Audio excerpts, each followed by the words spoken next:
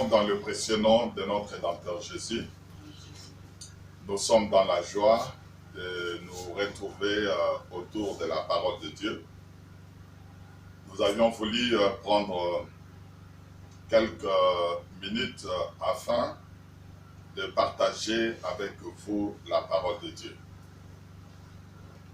Compte tenu des circonstances qui sont les nôtres, nous avions remarqué que beaucoup de gens ne connaissent pas la parole de Dieu. Pourquoi? Parce que chaque dimanche, ils vont à l'église, on leur prêche seulement la parole évangélique et très peu d'églises prêchent la parole prophétique, si bien que quand les événements arrivent, le peuple est dérouté et ne sait plus comment il faudrait marcher. Beaucoup de gens ont cru que les événements de coronavirus, ce sont les événements de la fin du monde. Et le peuple ne comprend même pas la ligne prophétique qu'il faudrait suivre pour qu'on puisse justement parler de la fin du monde. Raison pour laquelle nous nous sommes résolus d'apporter un peu de lumière sur le signe du temps de la fin. Alors aujourd'hui, nous allons d'abord chercher à comprendre, est-ce que la fin du monde peut arriver comme ça pendant que l'Église du Seigneur est sur la terre? Ainsi, ce n'est pas nous qui allions répondre à cette question, c'est plutôt la parole de Dieu. Raison pour laquelle je vous invite à l'étude de la parole de Dieu. Quand nous disons l'étude de la parole, cela veut dire tout simplement que c'est la parole qui va, c'est l'écriture qui sera notre soubassement. Cette question-là était posée avant nous. Avant que nous ne naissions, il y avait cette problématique de savoir sur l'avènement du Seigneur et sur la fin du monde. Et nous avons cette question-là dans le livre de Matthieu chapitre 24. Alors, nous allons étudier avec vous, c'est seulement dans la Bible où nous allons trouver toutes les réponses. Je prends avec vous Matthieu chapitre 24. Nous commençons à lire. Comme Jésus s'en allait, au sortir du temple, les disciples s'approchèrent pour lui en faire remarquer les constructions. Mais il leur dit, voyez-vous tout cela? Je vous le dis en vérité, il ne restera pas ici pierre sur pierre qui ne soit renversé. Il s'assit sur la montagne des Oliviers et les disciples vinrent en particulier lui faire cette question. En public, Jésus a un langage. Quand il est avec ses disciples, il a un autre langage. C'est parmi les disciples justement qu'il commence à expliquer ce qu'il avait dit en dehors de la maison. Il avait dit en parabole qu'aucune personne ne peut pas comprendre. Mais quand il se retrouve dans la maison, il commence maintenant à révéler. Et les disciples savaient qu'en public, Jésus ne pouvait pas répondre à cette question parce que cette question était une question polémique. Il y avait la construction du temple. Salomon avait pris beaucoup de temps, 40 ans environ, pour construire. Alors, quand il a construit, Jésus arrive et on lui fait remarquer les belles constructions. Et lui, il dit, je vous dis en vérité, il ne restera pas ici, pierre sur pierre, qui ne soit renversé. Alors, parlant de ce temple-là, il y avait deux compréhensions. Mais ici, nous allons dans la compréhension doctrinale parce que nous ne faisons pas la révélation du temple. Et Jésus comparait justement ce temple-là avec son corps. Mais ce qui nous importe ici, c'est l'aspect prophétique. Quand est-ce que ce temple-là sera renversé? Alors, ils étaient en particulier pour qu'ils puissent répondre à cette question-là. Remarquez que Jésus vient accomplir la loi, le psaume et le prophète. Que dit le prophète au sujet de la révélation? Est-ce que tout le monde peut avoir la révélation? C'est notre étude. Nous devons comprendre l'importance de la révélation parce que s'il n'y a pas de révélation, nous ne pouvons pas savoir les événements qui se déroulent au milieu de nous. Ainsi, je dis que notre texte de base, c'est toujours dans Matthieu chapitre 24, mais nous allons appeler d'autres témoins pour que nous puissions compléter notre enseignement. Cet enseignement, nous disons que les disciples vinrent en particulier lui faire cette question. Alors, dis-nous quand arrivera-t-il et quel sera le signe de ton avènement et de la fin du monde. Nous remarquons que dans cette question, il y a deux parties. Le disciple ne pouvait pas confondre la fin du monde avec l'avènement du Seigneur. Et cet avènement du Seigneur coïncide avec l'enlèvement de l'Église et nous verrons cela dans la suite du temps. Ici, j'aimerais éclairer que les disciples en venant en particulier pour lui poser la question, cela était déjà écrit par les prophètes, car Jésus est l'accomplissement de la loi des psaumes et des prophètes. Ainsi, nous prenons le livre d'Ésaïe, chapitre 8. Ésaïe, chapitre 8. Et là, nous allons comprendre pourquoi les disciples sont-ils venus, en particulier pour lui poser cette question-là. Je prends Ésaïe, chapitre 8, j'avais dit. Prenons directement le verset 16 pour une meilleure compréhension.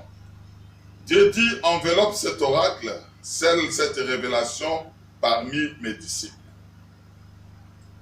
Il a été prophétisé avant que ses disciples posent la question sur l'avènement du Seigneur et sur la fin du monde.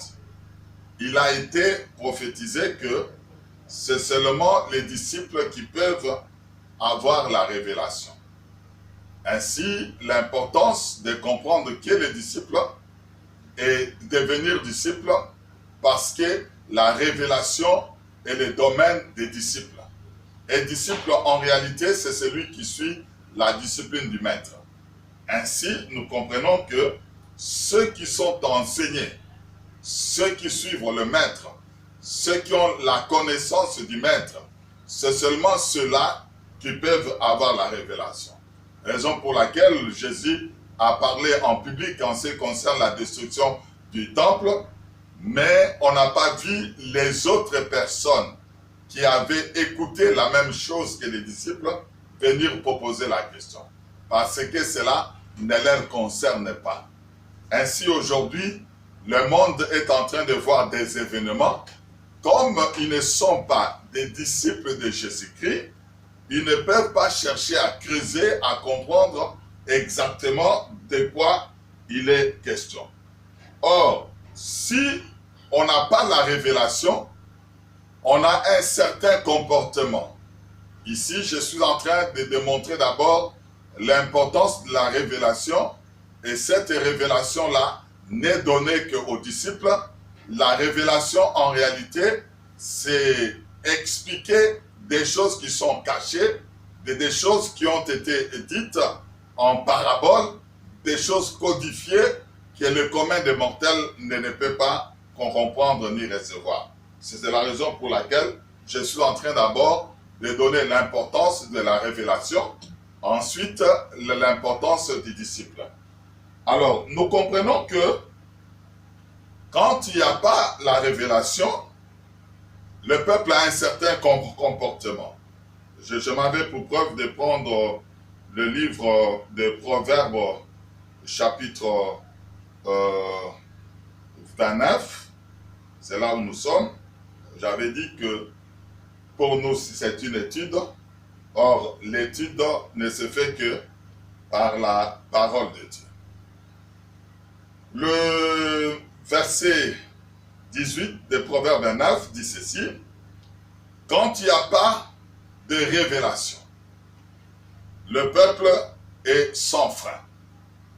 Il n'y a pas de révélation, le peuple est sans frein. Il peut partir dans toutes les directions. Le peuple est sans frein. Il peut embrasser n'importe quelle doctrine. Le peuple est sans frein. Peut paniquer à moindre chose. Le peuple est sans frein, c'est-à-dire que quand il est en train de marcher, il n'y a rien qui peut l'empêcher dans sa marche. Mais quand il y a la révélation, c'est-à-dire la connaissance des choses cachées, on est tranquille, quels que soient les événements qui peuvent arriver, on peut regarder ces événements-là par la parole. Alors, quand le peuple est sans révélation, il est sans frein, est-ce que ce peuple-là est excusable parce qu'il n'a pas la révélation? Nous prenons toujours les prophètes, nous sommes en train de marcher avec des témoins afin de confirmer des choses que nous sommes en train de dire. Je suis dans Osée chapitre 4 et je suis au verset 6. Je résume. Il est question de l'avènement du Seigneur et de la fin du monde. Les disciples qui étaient avec Jésus savaient pertinemment bien qu'il y aura deux étapes. Avant la fin du monde, Jésus-Christ doit retourner. Et eux, ils ne pouvaient pas confondre que on va directement aller à la fin du monde. Remarquez qu'ils sont avec Jésus, qui n'est pas encore arrêté, qui n'est pas encore mis à mort, mais eux avaient la foi dans les Écritures que certainement Jésus partira et il reviendra. Il reviendra avant la fin du monde. C'est pourquoi il pose cette question-là en particulier. Nous revenons pour dire que ils n'ont pas posé cette question-là par eux-mêmes parce que c'était l'accomplissement d'une prophétie d'Ésaïe qui disait que c'est la révélation parmi mes disciples. C'est seulement le disciple qui peut avoir la révélation. La révélation n'est pas donnée à tout le monde. Alors, nous avions dit que quand il n'y a pas la révélation, le peuple est sans frein. Il peut marcher dans le sens où il veut, il peut paniquer, il peut faire n'importe quoi. Pourquoi? Parce qu'il n'a pas la révélation. Ainsi, nous nous posons la question, quand on n'a pas la révélation, est-ce que c'est une excuse? Ici, nous vous amenons à aimer la révélation, à aimer la parole de Dieu, parce qu'il y a un bénéfice lorsque on a la connaissance. Ainsi, nous sommes dans le livre de Osée chapitre 4, verset 6. Mon peuple est détruit parce que il lui manque la connaissance. Quand on n'a pas la connaissance, on est détruit. Beaucoup de familles ont été dépouillées parce qu'ils n'ont pas de connaissance. Beaucoup de gens ont été escroqués tout simplement parce qu'ils n'ont pas de connaissance. beaucoup de gens ont été abusés tout simplement parce qu'on n'a pas de connaissances. Combien de fois on n'a pas vu des pratiques de la délivrance où on demande à une femme de se déshabiller, on demande à une femme qu'on puisse la laver, on demande à une femme jusqu'à aller dans des relations sexuelles pour une délivrance de mari de nuit. Combien de fois on n'a pas vu beaucoup de pratiques, des gens ont bu de l'huile de cuisine, des gens se sont plongés dans de boue, des gens sont allés à la montagne à la recherche justement de la délivrance. Ici, nous comprenons que la connaissance est pour nous les yeux qui nous permettent de marcher vers Dieu. La connaissance, en réalité, sont les oreilles qui nous permettent de discerner lorsque quelqu'un est en train de parler. C'est pourquoi Dieu dit, mon peuple est détruit parce qu'il lui manque la connaissance. Alors, comme il manque de la connaissance, et c'est une excuse, on dira que non, il ne connaît rien, hein, non, il n'a pas de connaissance de la chose, il est excusable.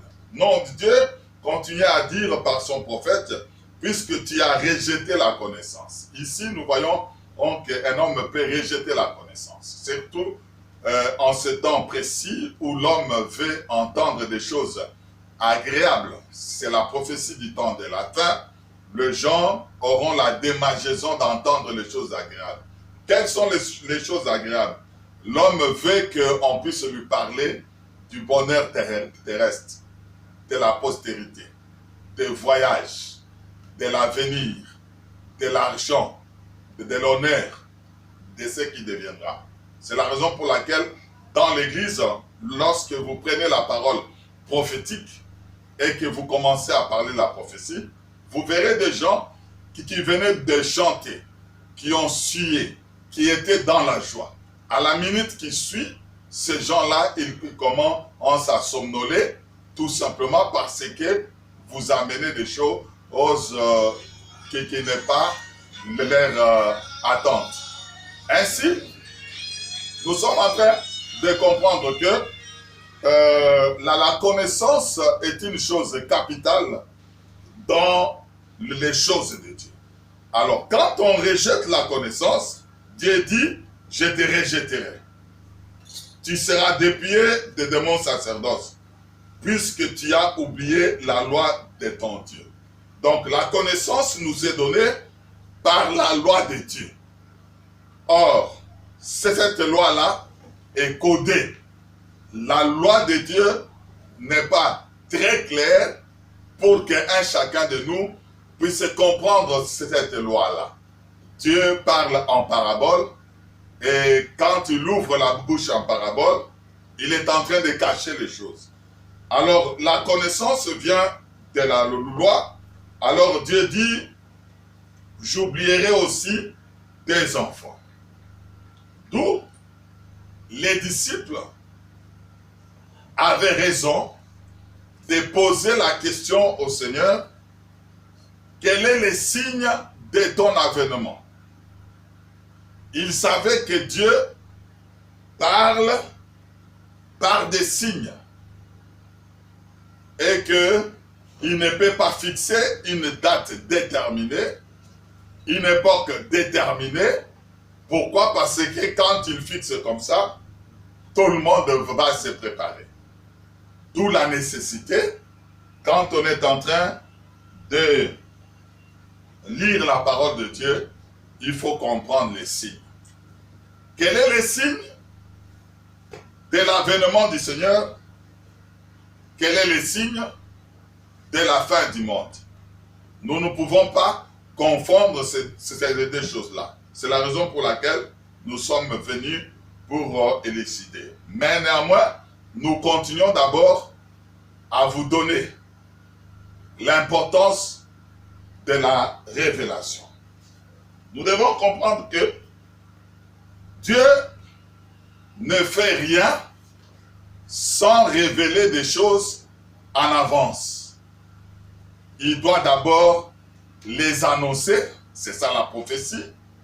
La raison de notre être ici, c'est étudier la prophétie. Il annonce d'abord les choses d'avance. Et quand il les annonce d'avance, ceux qui sont intelligents doivent étudier ces choses-là.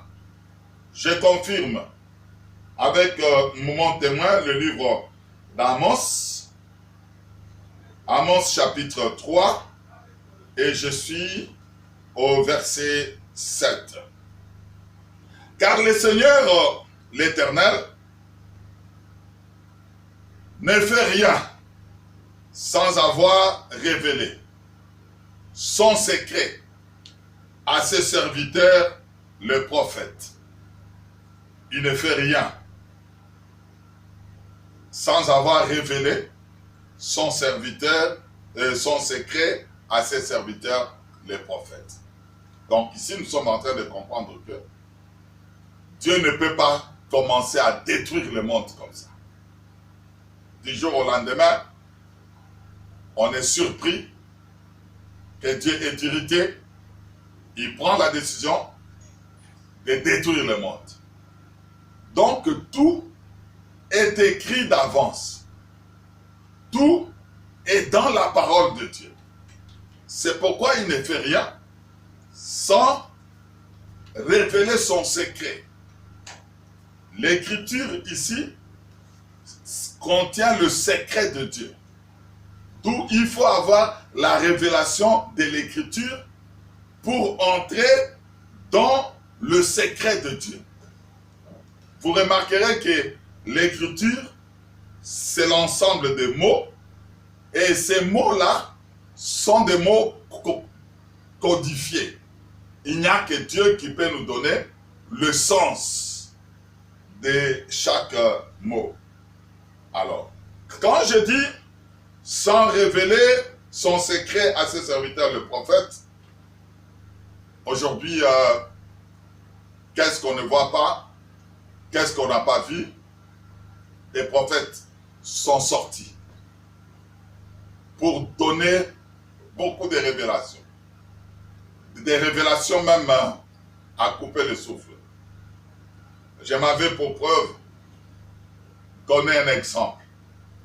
Un prophète dit qu'il faut prendre la Bible, mettre au chevet, et le matin en se réveillant, on va ouvrir la Bible, on trouvera des chevets et on prendra ces chevets-là, on mettra dans l'eau et puis on va boire. Et cela est une thérapeutie pour guérir le coronavirus. Est-ce que vous pouvez comprendre une telle révélation? Et nous qui n'avions que des Bibles électroniques, qu'est-ce qu'on peut faire? Aller acheter une Bible analogique, une Bible à papier, et faire ça. Ils sont venus pour nous dire que c'est la colère de Dieu, c'est la punition de Dieu. Cette maladie vient du fait de Dieu, maintenant tuer tout le monde. Donc, par là, beaucoup de gens ont paniqué. Et ils sont en train de paniquer jusqu'à présent. Alors, il faut avoir la révélation des prophètes. En réalité, ces prophètes-là sont les prophètes de la Bible. Je précise que Dieu a déjà tout dit jusqu'à la fin du monde, jusqu'au renouvellement de toutes choses. Dieu avait déjà prédit avec détail c'est ce qui arrivera. C'est pourquoi Dieu dit qu'il ne fait rien sans révéler son secret à ses serviteurs, les prophètes. Ok. Ici, beaucoup de gens ont tordu le sens de cette écriture. Remarquez, ne fait rien sans avoir révélé son secret, non pas ses secrets, à ses serviteurs, le prophète. Remarquez qu'il ne s'agit pas de secret des individus. Parce qu'un chacun de nous a son secret ou ses secrets. Mais ici, les prophètes sont là seulement pour révéler le secret de Dieu. Or, le secret de Dieu est justement Jésus-Christ de Nazareth. Or, Jésus, c'est la parole. Révéler le secret de Dieu ici, c'est révéler la parole. Et il a déjà tout annoncé, tout prédit. C'est à nous maintenant de prendre la parole afin que nous puissions comprendre ces choses. Je prends un deuxième témoin. Parce que ici, nous croyons que les auteurs de la Bible, ce sont des témoins. Ils ont vu, ils ont entendu, ils sont en train de nous révéler. Luc chapitre 24, et nous sommes au verset 43.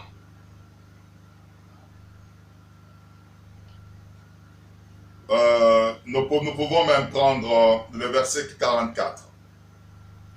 Puis Jésus leur dit, c'est là ce que je vous disais lorsque j'étais encore avec vous. Dieu ne fait rien sans révéler son secret à ses serviteurs.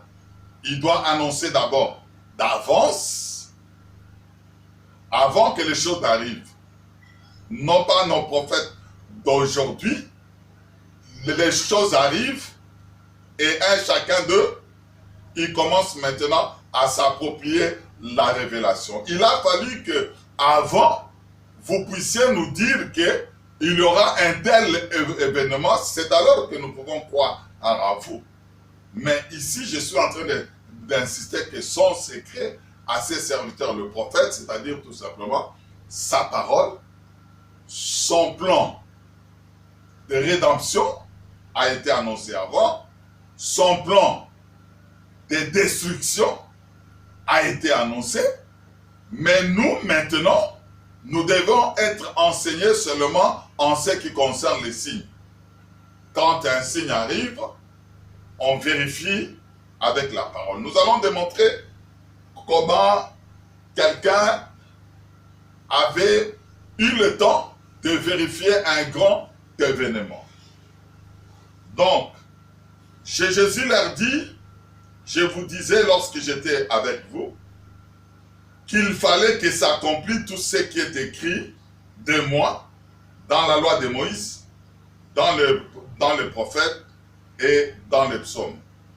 Alors il leur ouvrit l'esprit afin qu'ils comprissent les Écritures. Donc toute la prophétie, ce n'est pas le prophète de vision, le prophète d'ainsi, dit le Seigneur. Nous disons que les prophètes, en réalité, sont les Écritures. La loi, les psaumes et les prophètes ont déjà tout prédit. Dieu avait déjà tout prédit, tous les événements qui peuvent arriver sur cette terre jusqu'à la fin du monde, ça se retrouve dans la parole de Dieu. Mais il reste quelque chose. Jésus leur ouvrit l'esprit afin qu'ils comprissent les Écritures. Si Dieu n'ouvre pas les Écritures, si Dieu n'ouvre pas l'esprit, ouvrir l'esprit ici, c'est tout simplement révéler. Alors, si Dieu n'ouvre pas l'esprit, il n'y a personne qui peut ouvrir son esprit. Quelles que soient les études qu'on peut faire, théologiques, études bibliques, de partage, si Dieu n'ouvre pas l'esprit, on ne peut pas comprendre les choses de Dieu. Parce qu'en réalité, c'est lui seul qui a la capacité de donner l'interprétation à ce qu'il dit. Je m'avais, pour exemple, Joseph en prison, les panetiers et les chansons ont des songes. Quand Joseph arrive, pose des questions, et qu'ils commencent à expliquer leurs songes, comme lui avait l'Esprit de Dieu, et que Dieu lui avait révélé, il lui a donné un don de révélation. C'est pourquoi on l'appelle Stafnat. Papa Necher, c'est tout simplement le révélateur. C'est tout simplement parce que Dieu lui révèle. En Babylone également, les astratés, ils pouvaient être là. Les sages de Babylone étaient là. Mais quand le roi oublie les songes et qu'il n'a pas l'interprétation, il a fallu seulement celui qui a l'Esprit de Dieu, c'est-à-dire Daniel, qui pouvait venir donner les songes et l'interprétation. Ainsi, nous disons que si Dieu n'ouvre pas l'Esprit, il n'y a personne qui peut interpréter sa parole parce que sa parole est codée. Voilà, c'est ce que nous sommes en train de dire. Nous démontrons que rien n'arrive si Dieu ne révèle pas. Nous voudrions avoir la révélation de chaque chose qui est Jésus-Christ, sa naissance, son avènement, la fin du monde, qu'est-ce qui se passera à telle période ou telle autre période. Il n'y a que la parole de Dieu qui peut nous donner la réponse. Ainsi, il y a plusieurs témoins qui expliquent des choses que nous sommes en train de dire. Et là, que Dieu ne fait rien s'il ne révèle pas.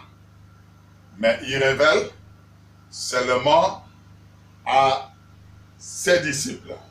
Je prends 2 rois. 2 rois, notre étude d'aujourd'hui est une introduction. C'est la raison pour laquelle nous devons comprendre l'importance de la révélation pour que nous puissions avoir des freins. Car un peuple sans la révélation est un peuple sans fin. Et quand on a la révélation, on regardera le monde, on regardera les événements, nous ne serons pas paniqués parce que nous connaissons la parole. Chaque fois qu'il y aura la persécution, nous devons comprendre que la persécution fait partie de la bénédiction. Pierre propose la question au Seigneur, nous avions tout abandonné, qu'est-ce que nous pouvons espérer? Il dit que dans ce siècle, vous aurez au centuple avec persécution. Donc, quand un enfant de Dieu comprend que la persécution est son lot quotidien, ça fait partie de sa vie chrétienne, il ne sera pas paniqué. D'où l'importance de la connaissance. Je vais encore démontrer toujours que Dieu ne fait rien sans révéler à ses serviteurs le prophète. Nous sommes dans 2 Rois, chapitre 2. Élisée répondit, « L'Éternel est vivant, et ton âme est vivante. Je te quitterai point. » Et ils descendirent à Bethel. Les fils des prophètes qui étaient à Bethel sortirent vers Élisée et lui dirent, « Sais-tu que l'Éternel enlève aujourd'hui ton maître au-dessus de ta tête ?» Il répondit, « Je le sais, taisez-vous. » Donc, c'est un secret. Et ce secret-là nous montre que la fin du monde ne peut pas arriver avant l'enlèvement de l'Église. Aussi longtemps que l'Église est sur cette terre, on ne peut pas parler de la fin du monde. Tout ce qui peut arriver là est soit le fait du diable, le fait des hommes, le fait des puissances des ténèbres, et toutes ces choses-là peuvent arriver, car Dieu peut permettre cela, aussi pour éprouver son peuple. Remarquez que cette révélation est scellée parmi les disciples. Les disciples, à cette période-là, on pouvait les appeler les fils des prophètes. Donc c'est seulement le fils des prophètes qui avait aussi la révélation. Remarquez que Élie n'a pas révélé à Élisée. Dieu a révélé à Élisée. Remarquez qu'Élisée n'a pas révélé aux fils des prophètes, ni Élie n'a pas révélé aux fils des prophètes, mais tous avaient la connaissance.